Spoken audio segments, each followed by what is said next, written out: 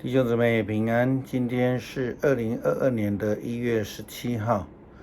今天的经文是诗篇145篇，以赛亚书第54章第1到第8节，罗马书第12章第9到21节。今天要跟大家分享的主题是爱的行动。上个礼拜六教会的周末营是最后一次的上课，我们带孩子到淡江中学、真理大学还有淡水教会去参访因为要趁着马偕来台150周年的这个热度呢，也趁机会让孩子了解并且学习马偕的精神。马偕从加拿大来到台湾宣教150年了，他是因着他对上帝的爱，因着他对台湾的爱，所以呢，马偕他的自我认同是台湾人，而将他的一生献给了台湾。从马偕的献身来看，真的是将爱付出了行动，他非常实际的表现出来了。在我们参访淡江中学的当中，我们看到的建筑当中最有名的就是那个八角塔。八角塔的正面有3个字，以镂空的字写着望、爱、信。那早期的字的写读法是从右而左这个3个字是根据保罗在哥林多前书第13章13节所写的。保罗说，这样信、盼望、仁爱这3项继续存在，其中最重要的就是仁爱。所以当时候的建筑师就把这个爱放在中间，为了要表达那个爱是最重要的，是中心所以无论是从这边读过来或是右边读过来，爱就是中间的那这样子凸显了这个爱是信仰当中最重要的一件事情。那我们要来思想的是，爱到底是什么？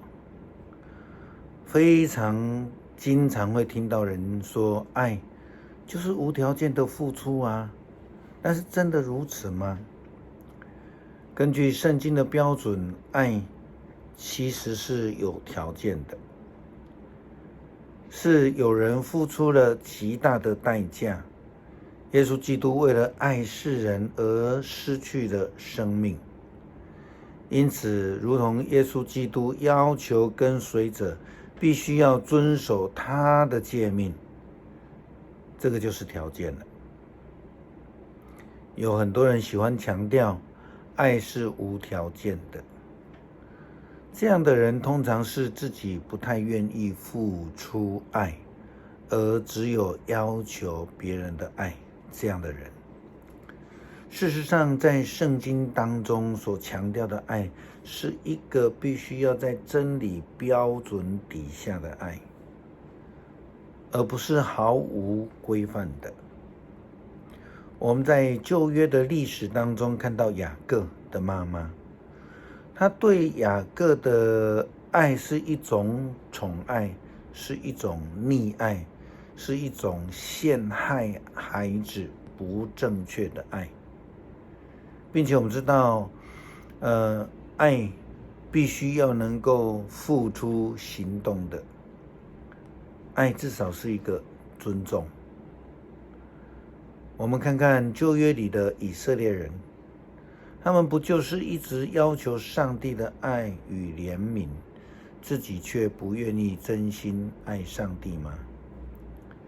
以赛亚书第54章第2到第8节这样说道，要扩张你居住的帐篷，拉长帐篷的绳子，坚固你的橛子，要向左右扩张你的领土。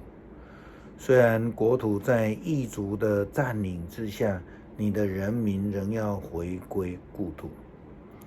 荒芜的城镇将要人烟稠密，不要害怕，你不至于再蒙羞，你不再受委屈。你要忘记少妇时代的羞愧，不再记得寡妇的寂寞。你的创造主是你的丈夫，你的名是上主万军的统帅，他的名以色列神圣的上帝是你的救赎者，他统辖全世界。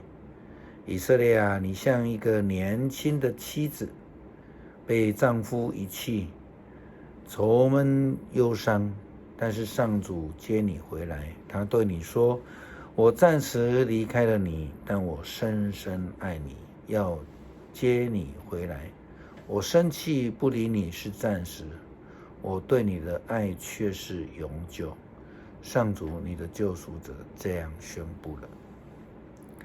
上帝这么样的爱以色列人，爱世人，那我们要怎么样来回应他呢？那也是为什么我们要说爱有条件。在罗马书第12章第9到19节，保罗这样说道：爱要真诚，要厌恶邪恶，要持守良善，要以手足之情相亲相爱，要结成互相敬重，不要懒惰，要努力工作，以火热的心侍奉主，在盼望中要喜乐，在患难中要忍耐，祷告要恒切，要让贫穷的弟兄姐妹分享你所有的，要接待异乡人，要祝福迫害你的人。是的，要祝福，不要咒诅。要跟喜乐的人同喜乐，跟哭泣的人同哭泣。无论对什么人，要同心彼此关怀。不要心骄傲、骄气傲，倒要抚救卑微。也不要自以为聪明，不要以恶报恶。大家看为美好的事，要踊跃去做，要尽你的全力跟大家和睦相处。朋友们，不可为自己复仇，宁可让上帝的愤怒替你伸冤。因为经上说，主说，伸冤在我，我必报应。保罗这样论述这个爱，他说爱要如此，但是不要那样。第9节说的就是一个以真理为标准的爱。保罗说，爱人要真诚，要厌恶邪恶，要持守良善。我们真的必须要去厌恶邪恶，任何不对的事情都要排斥啊！要坚守持守良善，要追求好的啊，没有那种我为了好，所以我做不好，没有这种事情哈。我们把保罗所说的不要来整理一下。他说，不要懒惰，爱不要懒惰啊，爱不要咒诅，爱不要心骄气傲，爱不可以为自己复仇。这些都是以真理为基准的爱之条件。愿上帝帮助我们以真理为基准来付出爱的行动。我们来读诗篇145篇。我的上帝啊，我要宣扬你的伟大。我的君王啊，我要永远感谢你。我要天天感谢你，我要世世代代颂赞你。上主至大，应该大受称赞。他的伟大无法测量，世世代代都要宣扬你的作为，他们都要传布你大能的事迹，他们要述说你荣耀和尊严。我要传布你奇妙的作为，人要讲论你可畏的大能。我要宣扬你的伟大，他们要述说你的良善，歌颂你的公义。上主有恩典，充满怜悯，他不轻易发怒，满有不变的爱，他恩待众生。他的恩慈给予一切被造物。上主啊，你所造的一切都要颂赞你，你的子民都要感谢你，他们要宣讲你主权的荣耀，要述说你的大能，他们要使人都知道你大能的作为，知道你国度的荣耀和尊严。你的主权永远长存，你要永永远远作王。上主的应许信实可靠，他所做的一切尽都美善。他辅助遭患难的人，他扶起被欺压的人，一切生物都仰望他。你按时把食物供给他们，你丰丰富富地供给他们，满足他们一切的需要。上主的作为都是公义，他所做的都有怜悯。上主亲近所有求告他的人，他接近诚恳求告他的人。他要成全敬畏他的人的心愿，他要垂听他们的呼求，拯救他们。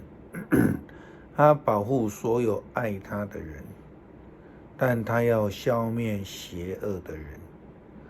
我要赞美上主，愿一切被造物永远颂赞他的圣名。我们一起来祷告。愿主帮助我们明白真理的爱，让我们有真实的爱，没有咒诅，没有嫉妒，有真实的爱，追求良善，弃绝邪恶。愿上帝帮助我们。祷告奉主耶稣基督的名求，阿们。